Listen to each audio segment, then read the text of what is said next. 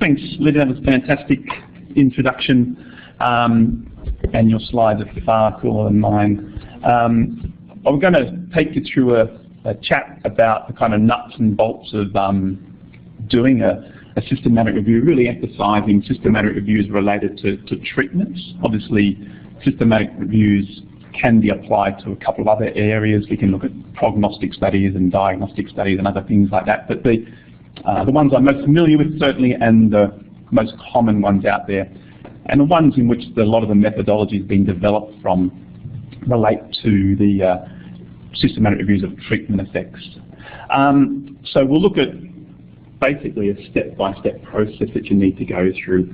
Lydia started that journey off for you in terms of the searching, and really what we're going to talk about now is what happens once that search stuff has arrived. There are some exciting, interesting things about systematic reviewing, but I'm not going to talk about them really today. It's about the kind of nuts and bolts process of getting the thing done. So first of all, it's worthwhile just reflecting before you've started in the planning stage about that idea of, you really want to make sure that the systematic review that you're undertaking is as good as possible. It's quite easy to sort of summarise what we want in a good systematic review, and that is that we need to get everything that's out there and synthesise that in an appropriate way to say, look, we've done a great job on this systematic review. In a bit more detail, that requires that you've set clear criteria for the studies that you're going to include, so that idea of a lot of thought going into the protocol process of planning what you're going to do that Lydia's talked about. You've got to then make sure that you do get everything that's required, that you get all the relevant studies, and again, as Lydia outlined, making sure that you search comprehensively through the available databases to ensure that you've got everything that's available to you. There's a couple of steps that then still unfold after the database searches, as Lydia mentioned, also screening the reference list of the included articles. And most people generally do a process whereby they'll send out the included studies to a group of experts to say, look, is this everything, or can you think of any others that might be around there? You then need to make sure that you look at the quality of the studies that you're going to include, and we'll talk about that, and then summarise that evidence in an appropriate way. So it's really important that we get all these things happening in our systematic reviews to ensure that it's a high quality and publishable systematic review. This is the what's called the AMSTAR criteria, which is the kind of checklist that's most commonly used by people to judge the quality of a systematic review. So if you're looking at people doing a systematic review of systematic reviews and they're judging the quality of the reviews, they'll generally use this scale here. And it's a scale really worth being familiar with before you get started, because it tells you, look, to be good, to be appreciated by the scientific community, you should be hitting these points. So it gives you a kind of a mud map of where you should be going as far as the project's concerned. So you've asked your PICO-T question. You've sat down with Lydia and designed a really comprehensive search strategy. You've applied that to a number of databases. You've screened the reference lists, and you've now got a massive result from all that. Okay, so the search results have arrived, and this can be many, many thousands of abstracts. In terms of managing that, it is right, you should use a RefWorks or EndNote, but in terms of the screening process, we usually move that over to EndNote, and screen within EndNote seems to work, particularly when you need to have dual screening, so you need to be able to move between those two.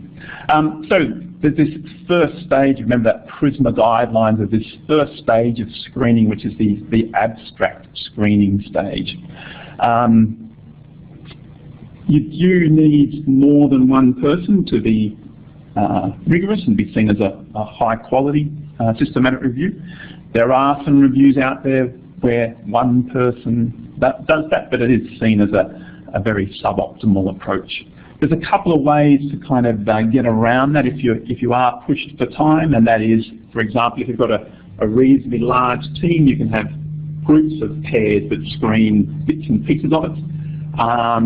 Another common thing that happens is if you've got a PhD student doing it with a couple of supervisors, the PhD student screens all 5,000 and the supervisors divide the rest up and do 1,000 each or something like that. So as long as there's that dual screening process going on, but there is ways in which you can make that a bit more efficient.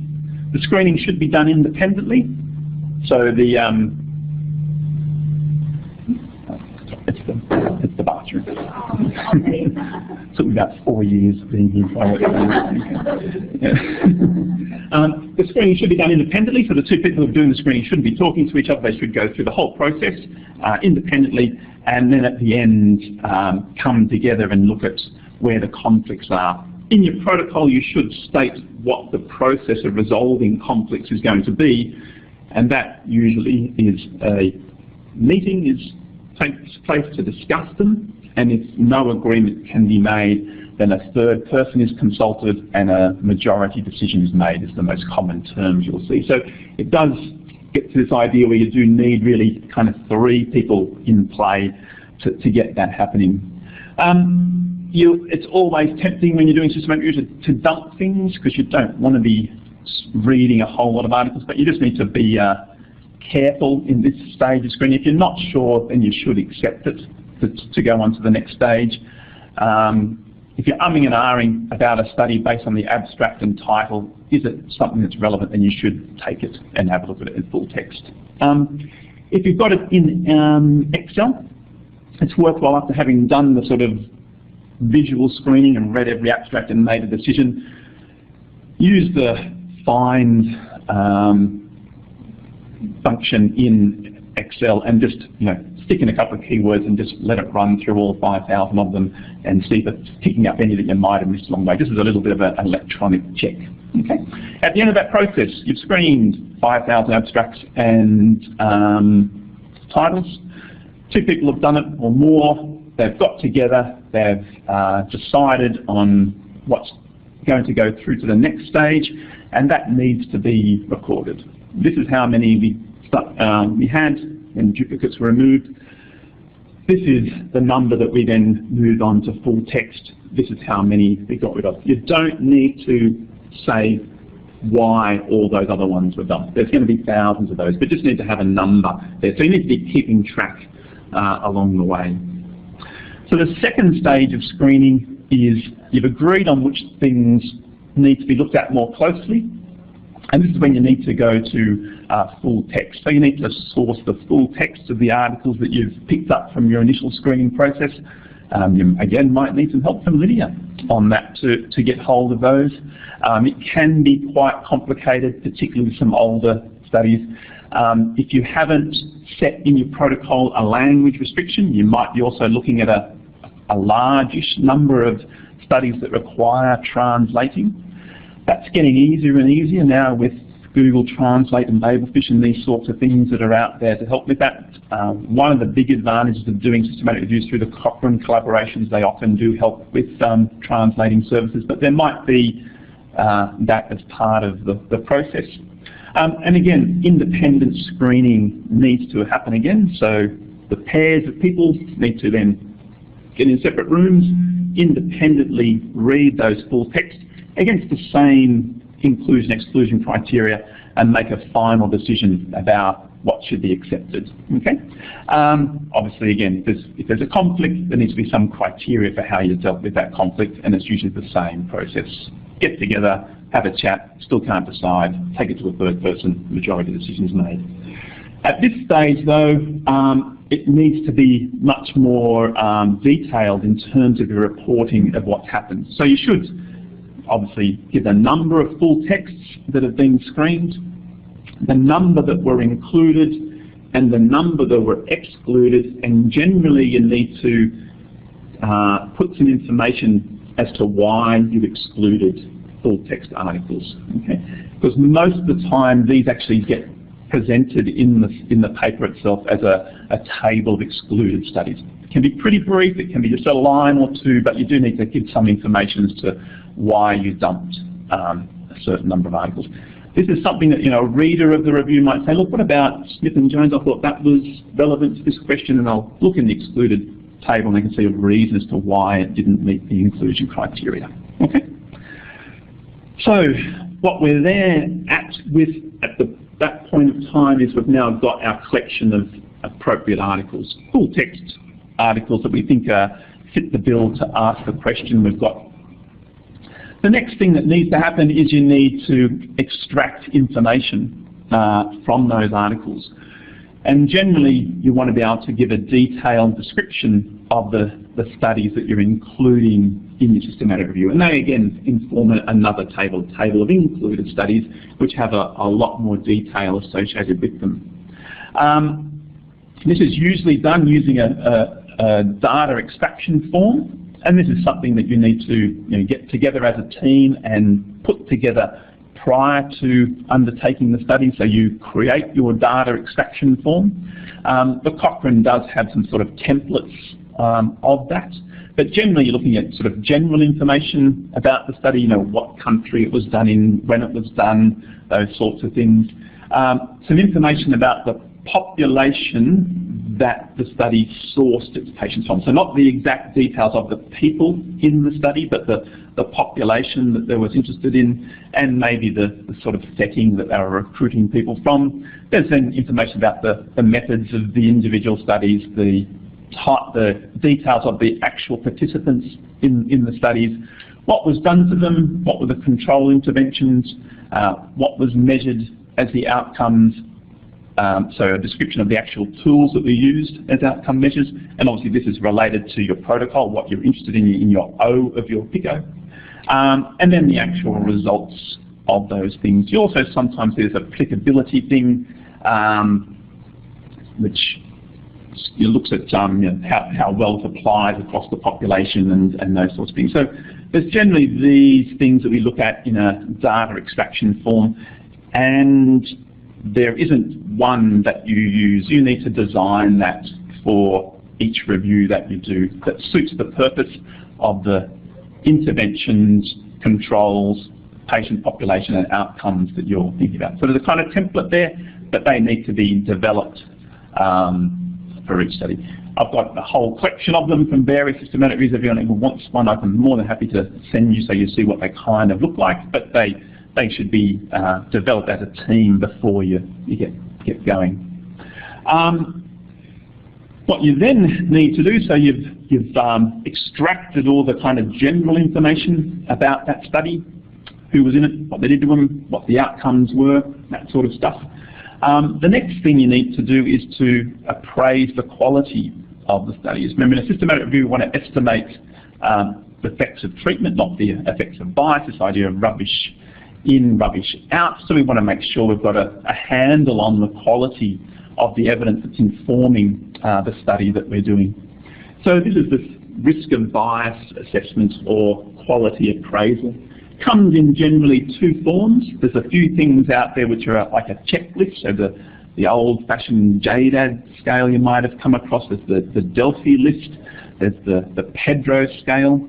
And these are tick box things where it says yes or no. It'll give a criteria definition, were participants blinded, was there intention to treat analysis used, these sorts of different methodological filters that we apply to randomized controlled trials, and you tick a box, and for a number of them you then get a score out of 10 or 12 depending on what scale you use. Okay?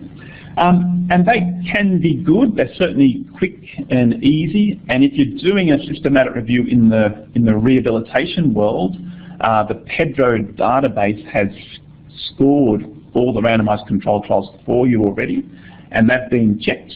And you can, and people do, simply use that score. So they don't go through the risk of bias process on their own. They just use the Pedro score from the Pedro database. But they do have some problems associated with it. They are generic checklists that apply to randomized controlled trials generally, and they aren't always fit for purpose for more complex interventions generally, particularly when there's complex comparisons that are going on.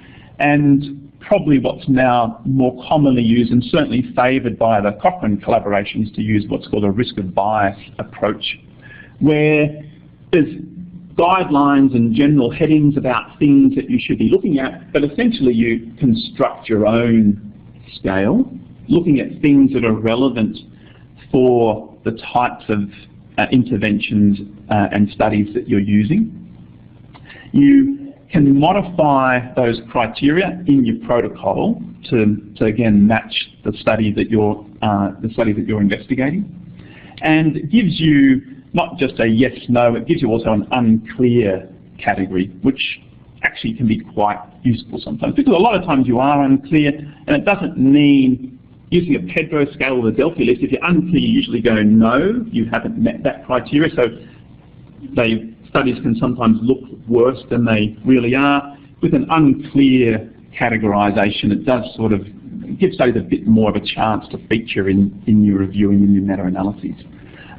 So the big advantages really are the unclear categorization, but probably more importantly, the ability to shape the criteria to match the types of studies that you're looking at. So for example, in the areas, so in the rehabilitation world, if we're looking at a treatment for back pain, and we're looking at 2 different exercise approaches for back pain, using a Pedro scale or the Delphi list would say, were patients blinded? You would say no, they knew which type of exercise that they were getting. So they would score a no on participant blinding.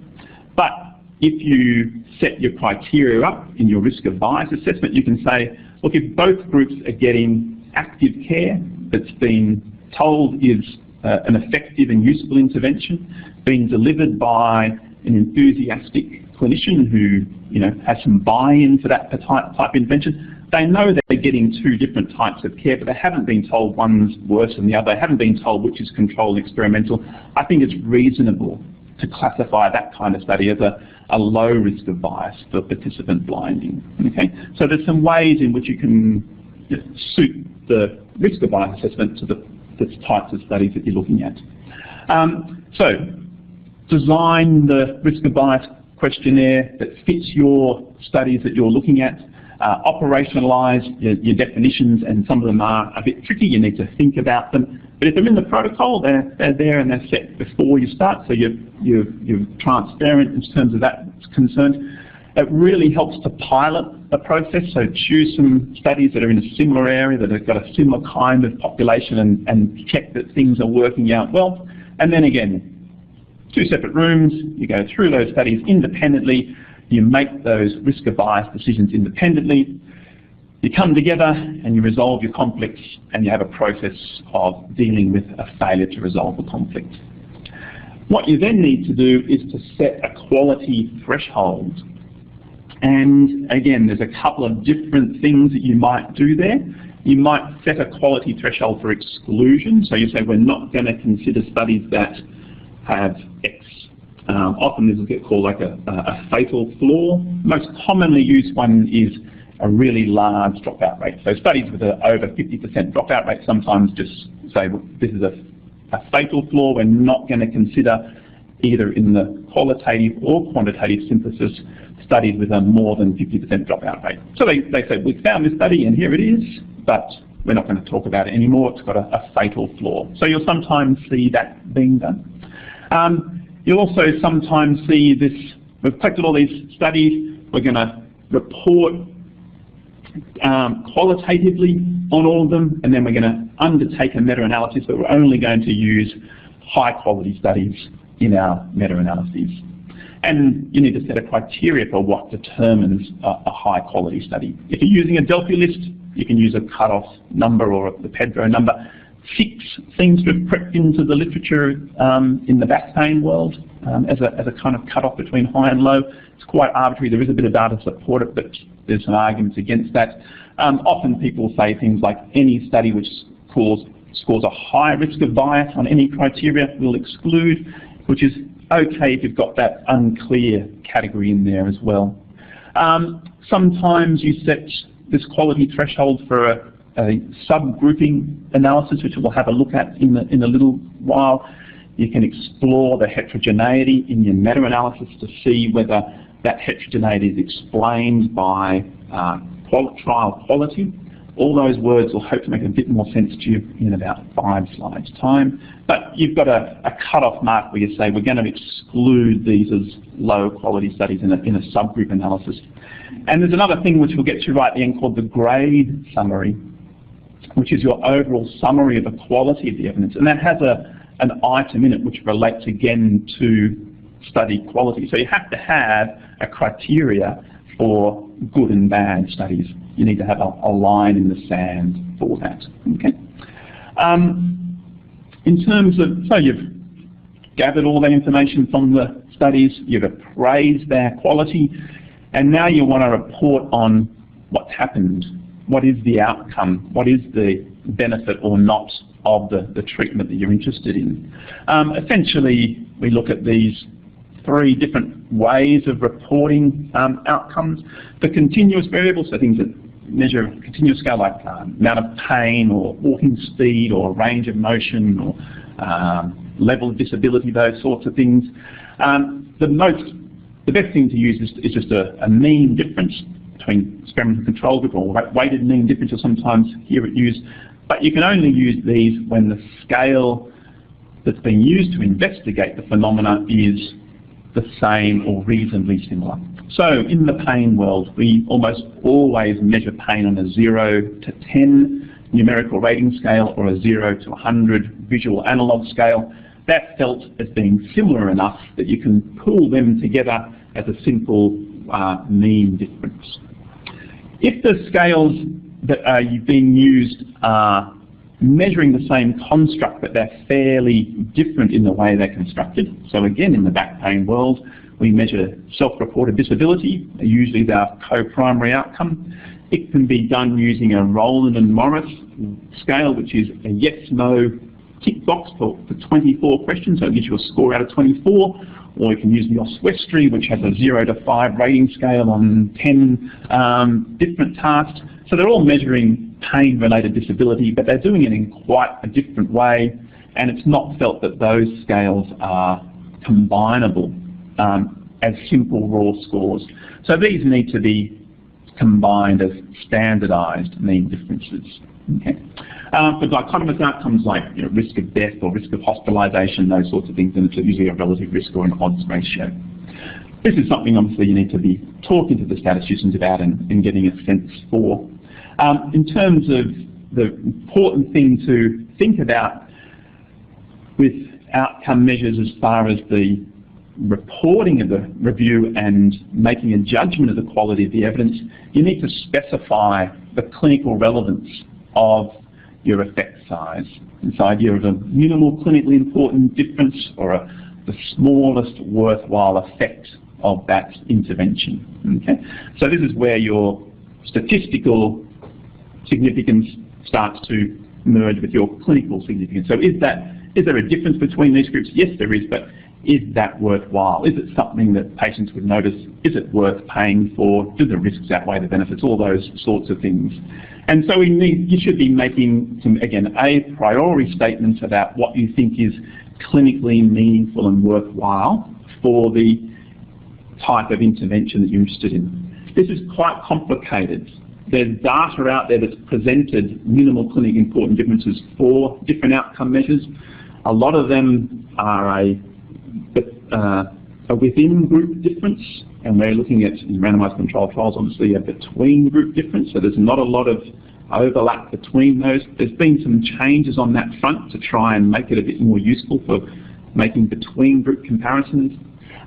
But we also need to keep in mind that what's worthwhile for an individual patient is really dependent on the outcome that we're talking about. So if you're saying this treatment will prevent death, well, that's pretty important. And so you'd be happy with quite a small effect size in something that's going to prevent death, as opposed to, say, return to sport. This will get you back to sport a day earlier. Well, that's not that matter. 2 days earlier, that probably doesn't matter. There's differences in how important outcomes are. It's also worthwhile thinking about the kind of the treatments and the comparisons. if I want to look at the smallest worthwhile benefit from a treatment which involves reading an educational pamphlet, I'd probably accept a much smaller change in outcome as compared to surgery. So the investment, the risks are far greater for surgery, and therefore I'd want to get a lot better before I want to have a go at that. But if it's reading a pamphlet, I'd be happy for quite a small amount of benefit before having a go at that. So this again might seem easy, but it does require that you know your area that you're dealing with, you're talking to experts in that area, and you've got a bit of a sense for this idea of small, worthwhile effect and the things that shape that. We then need to look at combining the data. You've gone to the trouble to get all these studies, and you're trying to bring them all together to make an appropriate summary of what's happened. The first thing to keep in mind is you can't just stick everything together and meta-analyse without thinking about it. You have to have a look at two things primarily. The first of all is this idea of clinical diversity. What is the clinical diversity amongst the studies that I have in front of me that have been included in the systematic review? This is going to be a bit of a reflection of the tightness of your protocol, but you still will end up with some clinical diversity amongst those studies. The patients won't all be exactly the same, the treatments won't all be exactly the same, the control interventions can differ quite a bit, and the outcomes can be measured in different ways. And if you've got lots of clinical diversity, then meta-analysis is not an appropriate way to combine data. Okay? You might just need to go through a qualitative summary of that data. You also need to think about your methodological diversity. If you've opened up the systematic review to things other than randomized controlled trials, then you're going to have a lot of methodological diversity. And again, you need to consider that that might be something in which you cannot meta-analyse, and you need to treat that appropriately. Okay. If you think, well, it's looking pretty homogeneous, the methodologies are fairly similar, the clinical diversity is there, but it's not too much of a problem, then it might be okay to combine the data, and meta-analysis might be an appropriate way of going forward, because it is the best estimate we have of treatment effects. So you should be trying to meta-analyse if you can. There is this idea of fixed effects versus random effects meta-analyses, which I won't go into because I don't know enough about it to go into it. Essentially, you're looking at two different statistical approaches to combining the data together. This decision is not a statistical decision, it's a clinical reasoning decision. Are you looking at a fixed effects model really says that the only error is sampling error. The patients are very, very similar. The treatments are very, very similar. The controls are very, very similar. I think we've only got sampling error. We're estimating a single effect size, whereas in a random effects model, we've got diversity going on, and we're thinking there's going to be other things other than sampling error contributing to that variability. I've never done a systematic review myself where this is even remotely thought about. Okay, in most of the clinical world, outside from drug trials probably, you're really looking at a random effects model. So if there's reasonable homogeneity as far as clinical and methodological factors go, then it's fine to combine that data, and you should, with the help of your friendly statistician, run a meta-analysis on that data.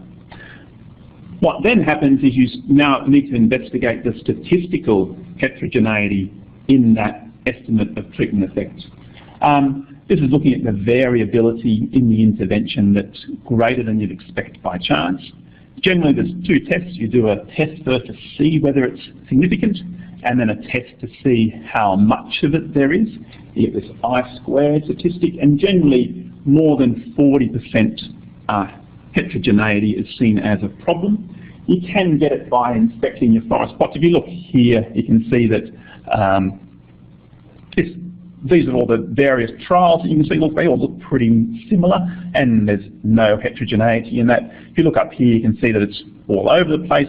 Some are showing a large harm, some are showing a large benefit. There is something going on there. It looks heterogeneous, and and the I-squared is 75%. Okay? So you need to look at the statistical heterogeneity. Is there something going on in there that's greater than we'd expect? There's no problems whatsoever. So we then need to explore the data further, and this is, so you can explore the data further, and these should be your pre-planned subgroup analyses. So these should be set, again, in your protocol a priori, and basically you're exploring the heterogeneity in the data from the meta-analyses. So again, if you've done a meta-analysis of 10 clinical trials, and you let all clinical trials in, you have heterogeneity of about 60%. You say, well, there's a little bit of a problem there. Maybe that heterogeneity is being driven by study quality. So you would undertake a subgroup analysis where you would kick out the low quality studies. You would rerun the meta-analysis on the high quality studies. If that now says the heterogeneity is 5%, then you'd be saying, well, methodological quality is what contributed to that heterogeneity. It is something biasing my estimate of treatment effect, and this is more likely to represent what's really going on. And you can run that same process for clinical factors. You might have a group of adult and children's studies, and you might say, I'm going to remove the children's studies and just look at the adult studies. There's a variety of ways that can be done. And this is another example of why you need content expertise in these things. So what determines your clinical subgroup meta-analyses is dependent on an understanding of the conditions and the effects of that treatment on that condition. Okay. The last thing we look at is judging the quality of the evidence base. This is done through this thing called the grade approach.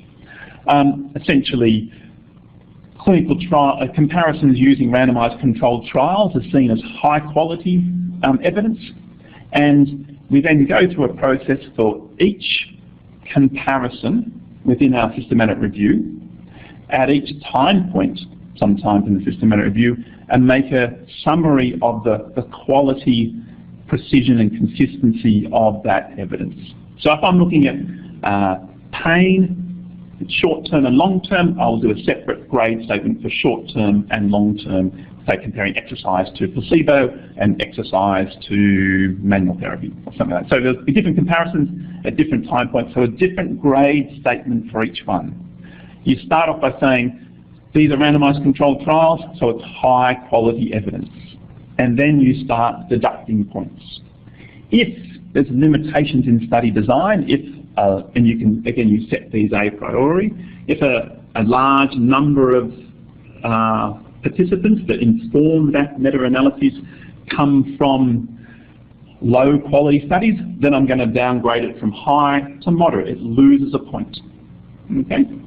I then look at the inconsistency results. If my meta-analysis returns an I-squared value of 70%, then I'm going to say, well, but there's significant heterogeneity within that comparison, so there's some inconsistency, so I'm going to take it from moderate to low quality evidence.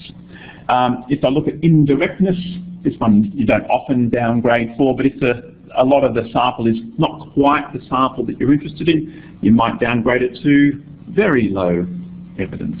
Okay? If there's imprecision, and this is something that does crop up a lot, if there's not that many people informing the estimate of treatment effect, then you downgrade it. You can't go lower than very low, by the way, but if you didn't get downgraded here, you might get hit here. So remember, you start off at high and you just subtract points as you go along. There's publication bias is often sits there as another one to look at, and there are some complexities around that in terms of double downgrades and upgrades and those sorts of things, which I'd love to talk to you about, but we don't have time. Okay. What you end up with is this summary of the quality of the evidence of high quality, moderate quality, low quality, or very low quality evidence. So you're deducting those points as you go along. Just to finish off, just a kind of quick summary of supervising student projects. If you've got a student who's keen to undertake a systematic review, they are fabulous things. As Lydia said, they sort of see the pinnacle of evidence base. They are something we should be trying to do. Certainly PhD students, you should be getting them to have a go at it. They publish very well. If you're doing it within the Cochrane collaboration, you really get 3 publications out of it, and you get that you get to redo it every 2 years if you really want to. So it can keep you going forever. But it is a lot of work. There's a substantial amount of stuff that needs to happen within undertaking systematic research, so it shouldn't be taken lightly. And it certainly isn't something to do on your own. The bigger the team, the better, and the more prepared that every member of that team is to get in and have a go, the better as well. So don't just have a big team, which just has 2 people doing everything, or 1 person doing everything. Have a big team and inform the members of that team, and by the way, you're going to have to do this along the way. So get the team assembled and make sure everyone's going to be doing a bit, because that really, really helps. Ask the right question using that PICO format, PICO-T. Register the title with Prospero, or you can publish it as a protocol. So register the title with Prospero. Write up the protocol. Try and get that published if you can. You need to set up these features before you start on what studies to include, the outcomes, the comparisons, the subgroups that you're interested in. So you need to be thinking about the content area. You need to look at those risk of bias definitions, the clinical significance, and the criteria for your grade statements, because again, they can be modifiable depending on the type of study that you're doing, and decide on how you report and analyse the outcomes. So these things happen before it's all started and should be written down. As Lydia said, you do need a librarian. You certainly need a statistician, and you shouldn't try and take it on without support from both those people. Make sure you keep track of everything along the way. There's a lot of information, and it can take a long period of time. Really good bookkeeping along the way is really, really helpful and important, and these things need to be reported in the final write-up. Report the process when it does come to write-up step by step. And the final point is the nice one. They're actually really easy to write up. Okay? You do a heap of work. When it comes to write it up, they kind of write themselves. Because you just say, I did this, and I did this, and I did this, and I did this, and I did this, and I did this, and this is what we found. So they are quite an easy write-up as far as that's concerned. And if you're struggling, you're looking RevMan, which is the review manager that the Cochrane use, and that even gives you the headings and the way that you can structure those. Okay, that's me done. Thank you very much.